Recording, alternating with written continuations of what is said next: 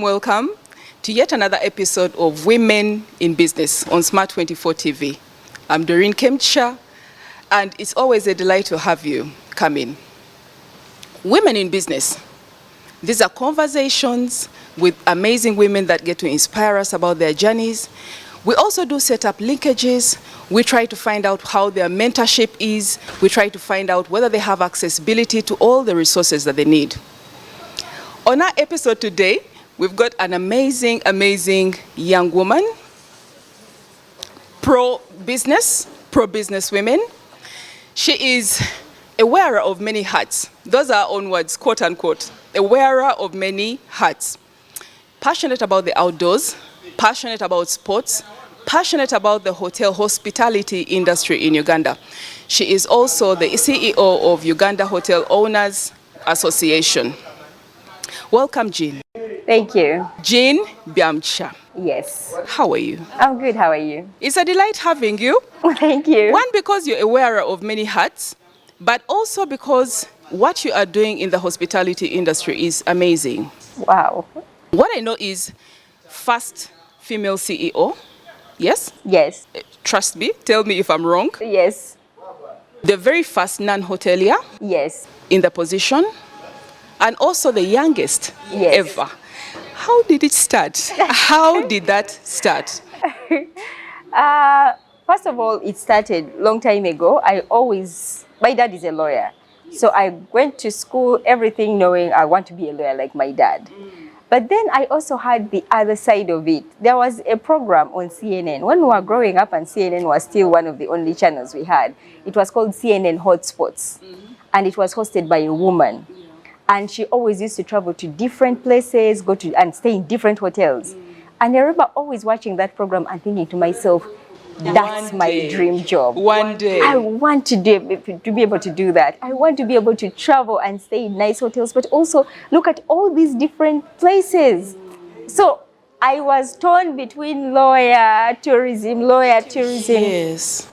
But then I got to my career. Actually, I was admitted to the University of Kent at Canterbury in the UK to go and do law. But instead I chose to stay behind and do tourism. Wait, just recap on that? Yeah. And that was your own personal decision? No, it was my young sister got sick. She got leukemia. So I was admitted to Makerere to do bachelor's degree in tourism. So my parents decided you can go to Makerere for 1 year. Again, she's the first person in our family to get cancer. We had no history of cancer. We had no experience of cancer. So they thought within 1 year she'll be fine. And so we deferred my admission at Kent for the next year.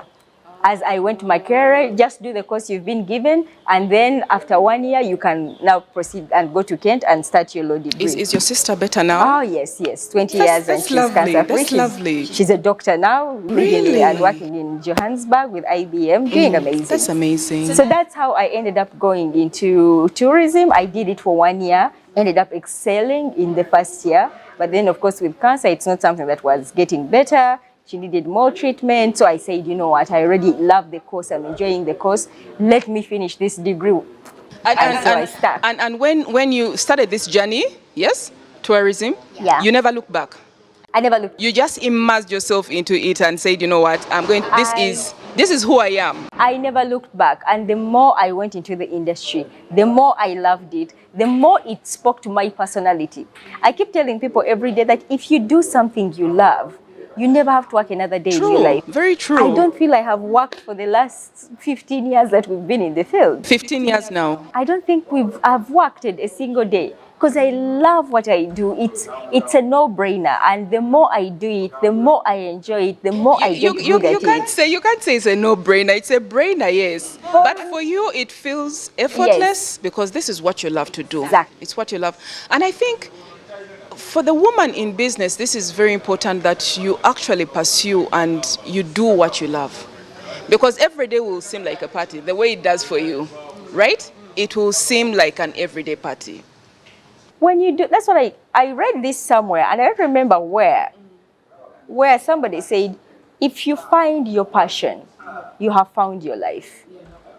For me, what I do is my life. It's who I am. It's how I am described. It's how I describe myself. It's my identity. If you can't say Jean without a hotel.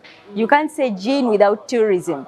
You know, anybody who goes to a hotel, they know I'm the first person they look for, they think about, they talk about. So when you do what you love, you have found your purpose in life. And once you find your purpose in life, life always seems effortless. Even when you do have a problem, doesn't mean that it's seamless and there's no problems and it's all roses and, you know, candy after that. No, you do get problems, but it's different to when you attack a challenge in a field that you love than in a field that you don't love every single day. Yes, yes. And that's what my job is. It's challenges every day, but I come at it from a point of passion. Yeah. And I wish, you know, as you're talking about it, you light up, you know. You're vibrant about this, and it's clear that you love to do it. But I also know that close to 60% of the women in Uganda right now are employed within the hospitality industry. Is that right? 58% of all the people who work in the hotel industry are women. And the entire tourism industry employs about 380,000 people. 90% of those are in the hospitality industry. Yeah. Yes. So we are a very big component of employment in tourism. And as you spoke with such a lot of passion, we're going to be talking about so many different things, you know, because one, you come in as a key player. Yes, Uganda Hotel Owners Association. You're a woman, the CEO, steering it. You get to find out all the nitty-gritties about the industry, yes? And you also get to highlight and identify those particular gaps, especially for the woman. Yes. Yes? Yes. Close to 60% of the women are actually employed within this particular business. Yes. Are they as passionate?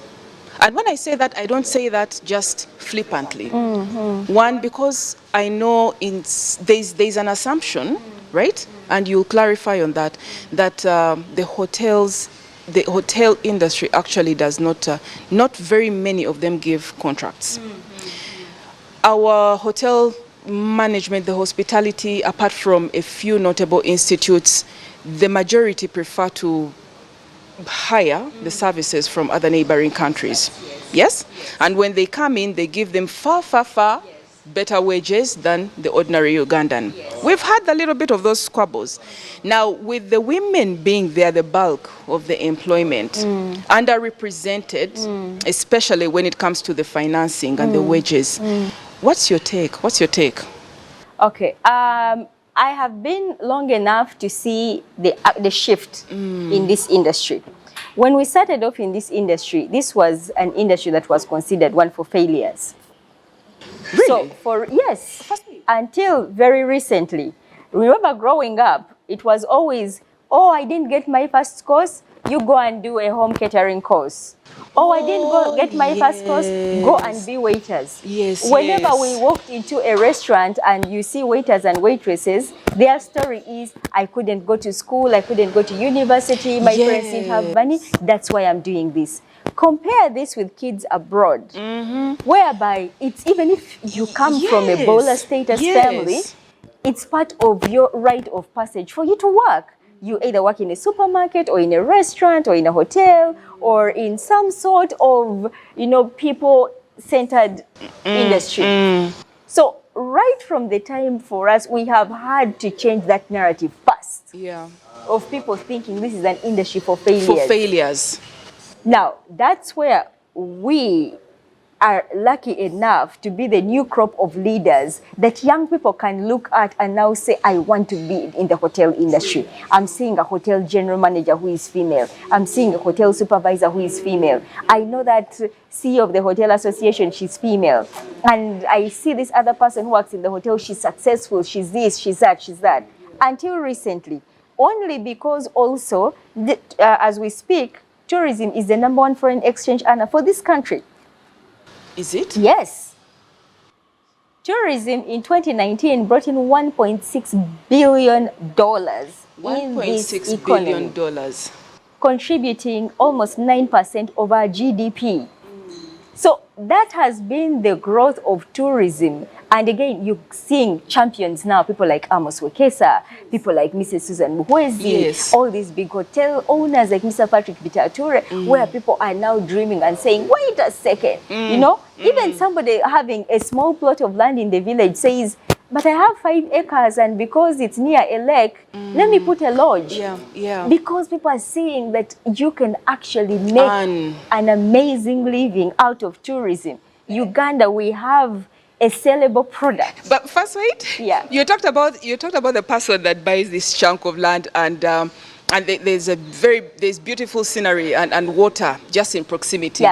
And you know, that's the first thing that comes to mind when people are buying these areas in Garuga, in parts of Entebbe, in Masaka, in Bunyonyi, Kabale. These are very first things that come to mind. No, until recently, I mean, I am a victim of that. My dad has over 100 acres of land in Bara, and River Rizzi runs through that.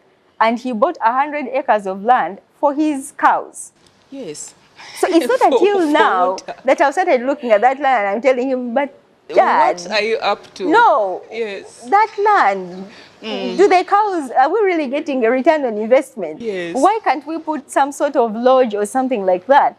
But before, people had all this prime land and were using it for different things because nobody really thought about giving tourism a shot. And this is the funny part of it.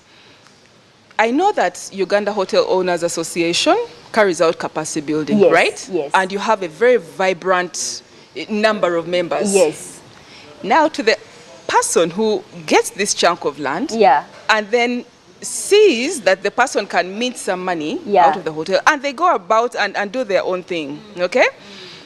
When they come down to you, they're getting registered, right? Yes. And then you're getting down and you're telling them all about the ways their hotels are meant to be, the amenities they're supposed to have, and all this. They seem to be doing it the other way around. Yes. Someone is supposed to actually come to you, say, I want to put up a hotel in this particular area, and then you'll give them that list of quality criteria. Yes. All the quality stuff they're supposed to have. But how do you manage? How do you manage this? Because I know the hotel industry is changing every single day. Yes. Right now, you must have the amenities that basically suit persons with disabilities. You must have safety component is right now very huge. It's changing every single day about what the clients want. So to this person who has already built something, how do you advise? How do you advise them? One of the biggest problems we have in the hotel industry is that the majority of the hotel owners are not hoteliers. They are businessmen. Yes. So somebody invests in this hotel or puts up a building and wants return on investment because you use loans to be able to put it up. When you're a hotelier, you know that if you want a 5-star hotel, it's not just going to Europe and furnishing with 5-star equipment. It comes right from the foundation level. And that's why we have the Hotel Owners Association. So that if you do have money and you want to invest in a hotel, first make us part of your research. First come, we do have the criteria that shows you how to build a hotel so that from foundation level, you know, I'm building a 3-star. Yes. And by building a 3-star hotel, this is the maximum I can charge clients. These are the facilities that must be there. These are the amenities that must be there. If you're building a 5-star hotel, you also know from foundation level. So what happens is, you find, maybe I'll give an example of our parents. They are now empty nesters. People have left home. They had all these huge houses. They can't afford to run those houses. They say, I have this thing, let's turn it into a hotel. Airbnb is doing quite well these days. Airbnb is different. But you find somebody turning their home into a hotel, but they have got to do a lot of modifications for it to actually be considered a hotel and something that can actually give them sound return on that investment. So operating a hotel, running a hotel is not cheap. It is not. Which is why you need people who have experience, so that you don't need somebody who is going to come into your investment and do a lot of try and error, you know, and play around with your investment, hoping that it will make you money. You need somebody who is tried and tested. And that's why we as Hotel Owners Association, we try to make sure that we really insist on capacity building. The training programs we have are not just for the hotel staff, but they are also for the hotel owners, to open them up to what this business is. We take hotel owners abroad. You know, we have a partnership with the US Embassy where we take a delegation every year to Chicago. They meet other hotel owners. They meet international name brand hotels. They meet hotel suppliers. Our industry is very dynamic. So you cannot say, I've put up a hotel and for the next 20 years, I'm going to make a return on investment. It needs frequent Of this updates. delegation, how many are women? That's the challenge that we have. And I think this is one of the things which Daily Monitor wrote about a few years ago, where they were celebrating the changes in the tourism industry, in the hotel industry. They were mentioning the key figures, the top people who have changed the industry. But they said, much as this industry, almost 60% are women, less than 5% are in management. Less than 5% are actually in management. You have less than 5% who are managers or directors or hotel owners, outright hotel owners. Is it something to do with the resources, accessibility to the resources? Is it a mindset issue? Because at least as far as I know, the majority, yes, get into this sort of thing, this sort of industry, not because they want it. You have some of them that do so because their spouse died, right? And then they get to run it and learn all over again. And then you have the others that actually have been able to travel, and then they come back with a brilliant idea, and then they say, you know what, let me start small, let me start from here, and then build up my own thing and keep growing, okay? So why is it that with all the capacity building, why is it that with all the different opportunities, we still have very, very few women within this particular niche? I think it wouldn't be fair to just look at the hotel industry, because I think it's all around. True. Look at every industry. True. You'll find that even where the majority are, the beneficiaries are women, in leadership it will still be led by male. Yeah. And also there's a big pay disparity. You'll find a man who comes as CEO is paid a lot more than a woman who is the same CEO of the same company, and yet it's been proven that women actually do outperform men when they're in leadership roles. Does that happen with you? No, fortunately enough, I have been fortunate enough to have been the under the best association? remunerated CEO of this association so far. Which works very well for you. Which works very well, but also because I had giants as mentors. Yes. When I took over as CEO, the late chairman, Haji BM Kibirige, he was a parent. He is a parent. He took me under his wing. He made me family. So having that kind of mentorship and protection and somebody lobbying for your rights. Then we got a chairperson, a chair lady, Mrs. Susan Muhwezi, who now being a female chairperson, and she's also one of those people who is all about women empowerment, empowering young people. She made sure that she led by example. So the reason I perform well, really, it's not because of myself, but had because others before of the you. mentorship that I had. Yes. I have a very supportive board. It's a board that does not micromanage me. A board that says, we have recruited you as CEO and we trust you.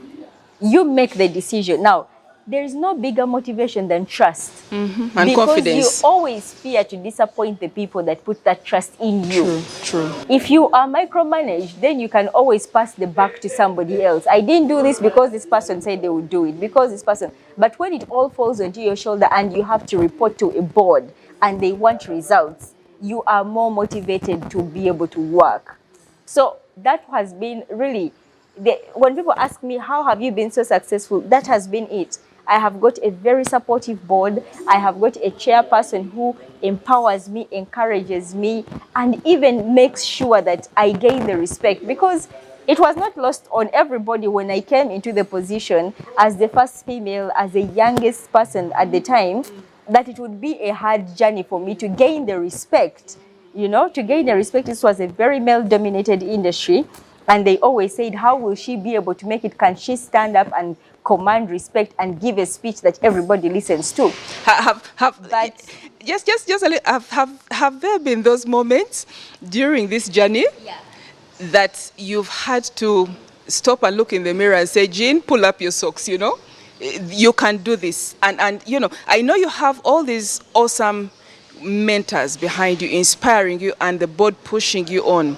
Have there been moments? I know you're not a victim person with a, you know, victim mentality. Yes? But those particular moments where you have to say, you know what, I have to do this for me, for everyone else. Every day.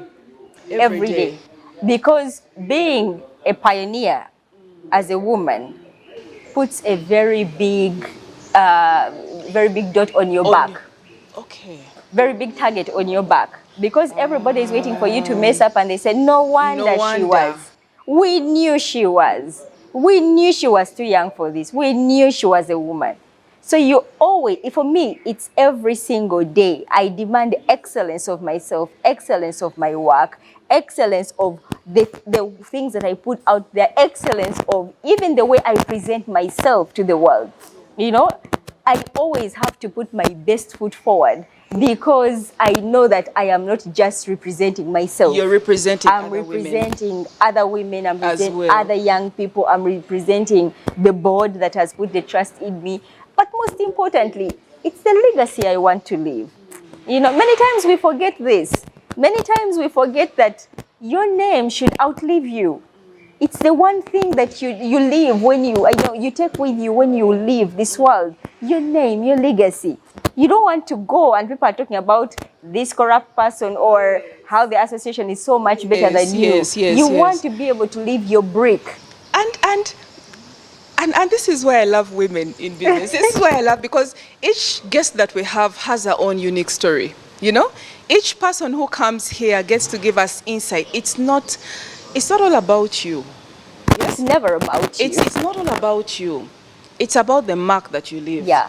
It's about the inspiration that you're able to give out to others. But also just not, because it's also partly and parcel, the improvement to yourself, the improvement to others, the improvement to your profession, the improvement to the institution, and to the wider community, isn't it? So it's never about just every woman and whatever she's doing. It trickles down to a wider net. You know, I think many times people don't give themselves credit on the space that we take up in this world. You know, when you give up you as a human being, it's not just you who gives up. All those that watch you. All those that watch you. All those you could have inspired. That depend on you. All those that you could have inspired, like you say. All those that were waiting for a breakthrough. All those that were holding on because they thought you were holding.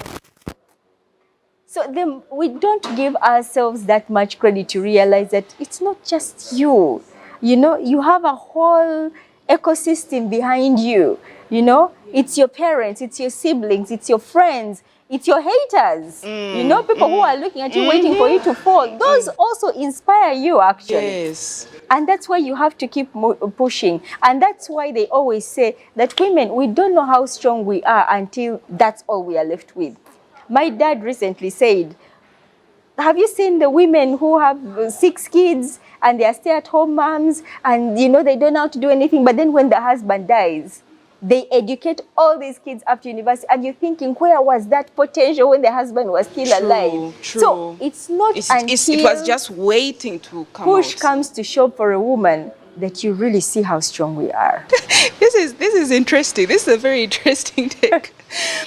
We're going to take a short break and we'll be right back after this message.